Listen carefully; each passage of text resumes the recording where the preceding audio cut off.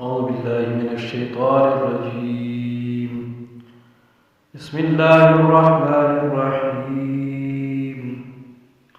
وقالت اليهود ليست النصارى على شيء وقالت النصارى ليست اليهود على شيء وهم يتلون الكتاب كذلك قال الذين لا يعلمون مثل قولهم فالله يحكم بينهم يوم القيامة فيما كانوا فيه يختلفون. ومن أظلم ممن منع مساجد الله أن يذكر فيها اسمه وسعى في خرابها أولئك ما كان لهم أن يدخلوها إلا خائفين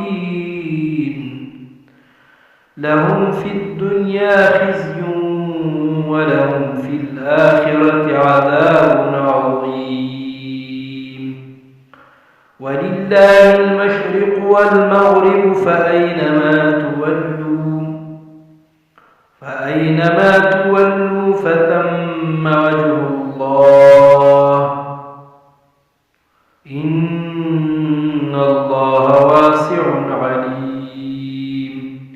وقالوا اتخذ الله ولدا سبحانه بل له ما في السماوات والأرض كل له قانتون بديع السماوات والأرض وإذا قضى أمرا فإنما يقول له كن فيكون.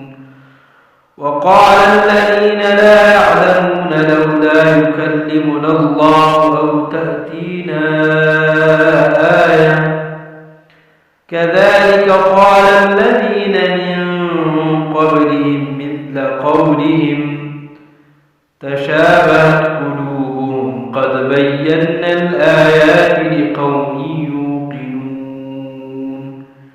إنا أرسلناك بالحق بشيرا ونذيرا ولا تسأل عن أصحاب الجحيم. ولن ترضى عنك اليهود ولا النصارى حتى تتبع ملتهم قل إن هدى الله هو الهدى ولئن اتبعت أهواءهم بعد الذي جاءك من العلم ما لك من الله من ولي ولا نصير.